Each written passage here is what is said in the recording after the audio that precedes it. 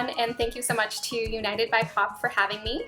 I am Rachel Lynn Solomon, and I am the author of the YA novels You'll Miss Me When I'm Gone, Our Year of Maybe, and my upcoming book, Today, Tonight, Tomorrow, is a YA romantic comedy about rival overachievers who realize over the course of 24 hours on the last day of senior year that maybe they don't actually hate each other as much as they thought. And what I'm going to do today is read to you an excerpt.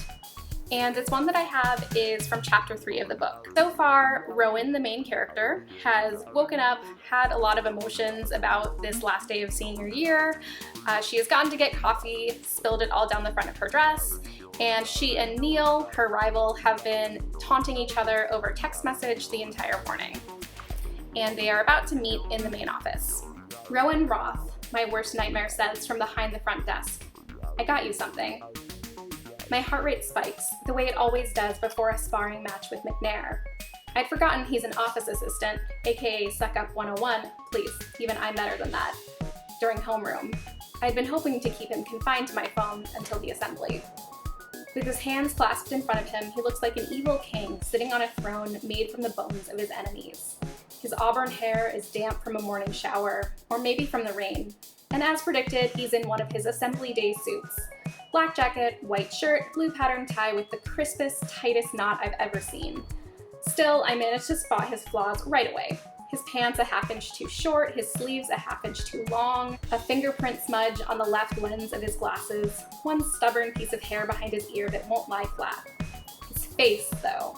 His face is the worst part. His lips bent in a smirk he perfected after winning that 9th grade essay contest. Before I can respond, he reaches inside his jacket pocket and tosses me a travel pack of Kleenex. Thank God I catch it, despite a serious lack of hand-eye coordination. "You shouldn't have," I deadpan. "Just looking out for my co-president on the last day of our term. What brings you to the office on this stormy morning? You know why I'm here. Just give me a pass, please." He furrows his brow. "What kind of pass exactly do you want?" "You know what kind of pass." When he shrugs, continuing to feign ignorance, I lower myself into a deep, dramatic bow. "Oh, McNair, lord of the main office," I say in a voice that oozes melodrama, intent on answering his question as obnoxiously as possible. If he's going to turn this into a production, I'll play along. After all, I only have a few more chances to mess with him. Might as well be ridiculous while I still can. I humbly ask that you grant me one final request. A fucking late pass. He swivels his chair to grab a stack of green late slips from the desk drawer, moving at the pace of maple syrup on a 30-degree day. Until I met McNair, I didn't know patience could feel like a physical piece of me, something he stretches and twists whenever he has a chance. Was that your impression of Princess Leia in the first 25 minutes of A New Hope, before she realized she wasn't actually British? He asks.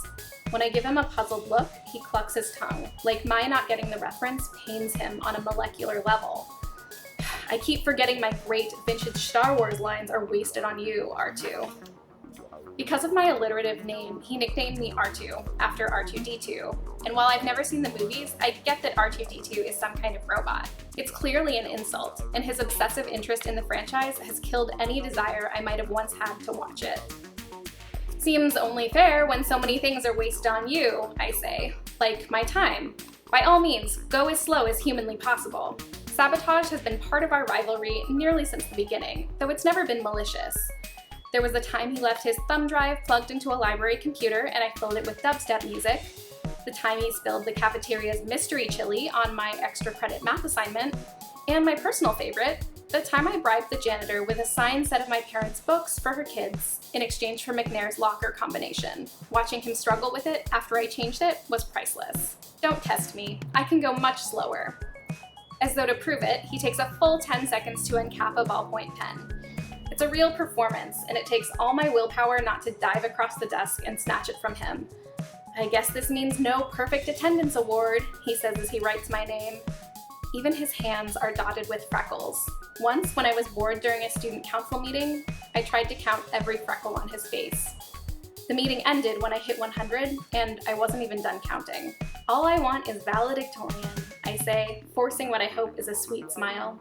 We both know the lesser awards don't really mean anything, but it'll be a nice consolation prize for you. You can put the certificate on your wall next to the dartboard with my face on it. How do you know what my room looks like? Hidden cameras. Everywhere. He snorts. I crane my neck to see what he's writing next to reason for tardiness. Attempted to dye her dress brown. Failed spectacularly. Is that really necessary, I ask, pulling my cardigan tight across my dress, and the latte stain that shouts, "Here's where my boobs are." I was stuck in traffic. All the lights in my neighborhood were out. I don't tell him about the fender bender. He checks the box marked unexcused and tears the pass from the pad, ripping it down the middle. "Oops," he says in a tone that suggests he doesn't feel bad at all. "Guess I have to write another one." "Cool, I don't have anywhere to be." "R2, it's our last day," he says, holding a hand to his heart. "We should cherish these precious moments we have together. In fact," he reaches inside his jacket pocket for a fancy pen. "This would be a great time to practice my calligraphy." You're not serious. Unblinking, he peers at me over the top of his thin oval glasses. Like Ben Solo, I never joke about calligraphy. Surely this is my villain origin story. He presses the pen's tip to the paper and begins forming the letters of my name again, his glasses slipping down the bridge of his nose. McNair's concentration face is half hilarious, half terrifying. Teeth gritted and jaw tight, mouth scrunched slightly to one side. The suit makes him look so rigid, so stiff, like an accountant or an insurance salesman or a low-level manager at a company that makes software for other companies. I've never seen him at a party. I can't imagine him relaxing enough to watch a movie, not even Star Wars. Really impressive. Great job. I say it sarcastically, but my name actually does look good in that delicate black ink. I could picture it on a book cover. He passes the slip to me but holds it tight, preventing me from escaping. "Wait a second. I want to show you something." He lets go of the slip so suddenly that I stumble backward, then hops off his chair and heads out of the office. I'm annoyed but curious, so I follow him. He stops in front of the school trophy case, gives it a theatrical wave of his arm. "I've been here for 4 years, so I have in fact seen this trophy case before," I say. But he's pointing at one particular plaque, engraved with names and graduation dates. With his index finger, he taps the glass. "Donna Wilson, 1986, Westview's first valedictorian." Do you know what she ended up doing? Saved herself 4 years of agony by graduating 3 decades before you enrolled here? Close. She became the US ambassador to Thailand. How was that close? He waves his hand. Stephen Padilla, 1991, won a Nobel Prize for Physics. Swati Joshi, 2006, Olympic gold medalist for pole vault. If you're trying to impress me with your knowledge of past valedictorians, it's working. I step closer to him, batting my lashes. I am so turned on right now. It's over the top, I know, but this has always been the easiest way to ruffle this seemingly unruffleable guy. He and his last girlfriend, Bailey, didn't even acknowledge each other at school, and I wondered what they were like outside of it. When I thought about him shedding his stony exterior long enough for a makeout session, I felt a strange little tremor in my belly. That was how horrific I found the idea of someone kissing Neil McNair. Just as I hoped, he blushes. His skin is so fair beneath his freckles that he's never able to hide how he really feels. "What I'm trying to say," he says after clearing his throat, "is Westview High has a history of successful valedictorians. What would it say for you? Rowan Roth, romance novel critic? It's not quite the same level as the others, is it? I've told Kirby and Mara I don't really read them anymore, but McNair brings up my romance novels whenever he can. His derogatory tone is the reason I keep them to myself these days. Or maybe you graduate to writing one of your own," he continues. "More romance novels, exactly what the world needs." His words push me backward until his freckles blur together. I don't want him to know how much this infuriates me. Even if I get to the point where romance author is attached to my name, people like McNair won't hesitate to tear me down, to laugh at the thing I love. "It must be sad," I say, "to despise romance so much that the thought of someone else finding joy in it is so repulsive to you. I thought you and Sugiyama broke up." What? "The joy you find in romance. I assumed that was Spencer Sugiyama." I feel my face heat up. That is not where I thought this was going. "No, not Spencer." Then I go for a low blow. "You look different today, McNair. Did your freckles multiply overnight? You're the one with the hidden cameras."